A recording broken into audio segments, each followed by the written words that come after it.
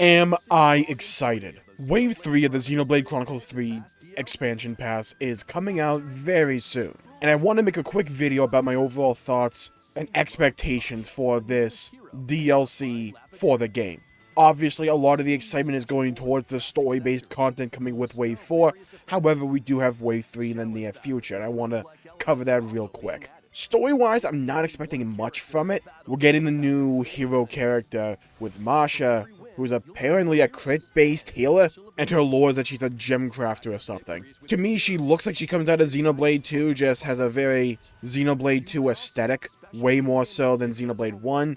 Could be a native to the city as well. There's multiple ways to go about this, and also especially considering the fact that while she doesn't look like she's from Xenoblade 1, she is a gem crafter, and gems were a pretty significant aspect to Xenoblade 1, at least in terms of its customization. So if there's going to be any interesting lore out of this character, I imagine it's going to come just from where Masha actually comes from. Could they surprise us and have actually a pretty lore-significant event happen in her questline and her Ascension quest? They could, but I'm not really going in to expect that, But we also get a roguelike challenge mode coming in the patch. Right, so it's called the Sage's Gauntlet, and it's going to be another mode of the challenge battles, which I think is an interesting design choice to go with, in my opinion. I'm so glad we're not just getting more challenge battles that are more the same old we've kind of come to expect with Xenoblade 1 Definitive Edition, with the Sage, and then Xenoblade 2, and then Xenoblade 3. I'm glad they're at least trying something new here, and seeing if it sticks. Roguelike is a hard genre to incorporate into the formula of an already established game, but I feel like due to the nature of the party system of Xenoblade 3 and the nature of the hero system, that it could work, and adding additional wacky benefits and upgrades and abilities on top of that could really push it into an interesting direction. I feel there's one potential pitfall they need to avoid, and that is going to be the early rounds. Xenoblade 3's combat system, in my opinion, is built and predicated on the idea that you can swap party members, and if you're only going to get possibly one new character every round, you're talking about maybe a few rounds before you get into regular Xenoblade 3 combat at least. Maybe the abilities that you stack on top of that will be very interesting and change up the gameplay and possibly the pacing as well, but we really need to just see how they play out that idea. It does seem to be that all the interlinks for the main characters, or at least Senna from the trailer, are replaced by a different ability. So Senna, I see that she has the launch charge, which does launch and all. So maybe we can do AoE combos on enemies, which could be really interesting to see if we can pull that off. And I really want to see, above all else, what types of powers they got going on for us here. This is a roguelike challenge battle that gives us cosmetic rewards, at least. And I feel that one of the greatest pitfalls a lot of games can suffer from when it comes to incorporating a roguelike into its ecosystem is being too afraid of the balance concerns. In a roguelike, you have this instant separated from everything else little mode that you can just run wild with. You don't have to care about how a change or a tweak or an additional ability may affect the rest of the game because it's only available within the Sage's Gauntlet. So, I used to play World of Warcraft, and they had this thing called Torghast, Tower of the Damned, and the problem they had going into it for a lot, and throughout a lot of its cycle, in my opinion, was the fact that the powers themselves were just kind of bleh.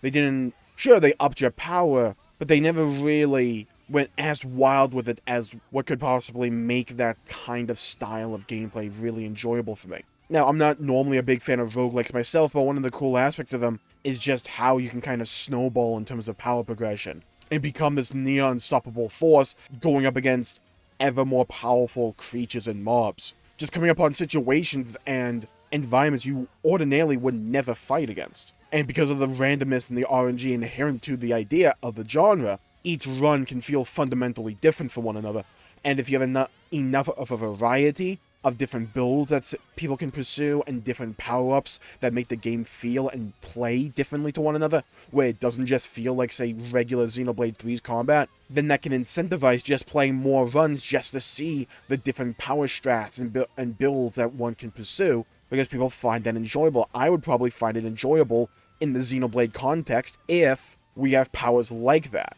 Like, just get wacky with it. Have it be so every ability does AoE. So that way, if you apply a combo, like a smash combo, you can do that to everybody. Hell, if you get far enough, maybe do it so each ability that you have applies the next step in a combo of your choosing, regardless of what its effects actually are. Like I said, you don't need to worry about balance for the rest of the game when you're inside a roguelike system or ecosystem that is inherently separate to the rest of the game. And as I'm not expecting us to get the new DLC story for Wave 4 for months at least, I don't think we'll get into, like, maybe September, October. I could see summer if they're particularly ambitious, but I think September, October is probably more likely than not. I'm not basing that on of really anything. I think Torn of the Golden Country came out in September, but I don't really think the release date of that will coincide necessarily with Wave 4. I don't think it'll be December, maybe November if they just need more time. I just think October,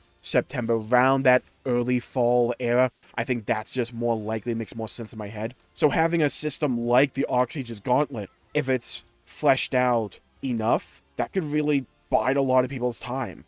Just have this fun system that people can just choose to run over and over and over again if there's not enough variety in it. I think the costumes get out of it are really cool as well. I love it when games are able to bring back the uniforms and costumes from previous games and bring them into the new one. I think Tyon with the Jin outfit, the Blade Eater one, just looks so cool to me regardless. I think we'll get a couple of color schemes with them as well. Maybe. I do hope they aren't locked to each character. I don't really see why they would have to do that. Just let me use them on whatever, like regular outfits you can unlock just by doing a hero quest. I like having that level of player agency and customization there. And hey, it'll be at least some kind of incentive to do the Oxygen's Gauntlet. And if the Gauntlet could even give even more, say, gold Nopon coins and silver coins, I'd be in favor of that as well. That's just a resource you can throw into whatever content you want in Xenoblade 3 and just have it be, unless you're 100%ing or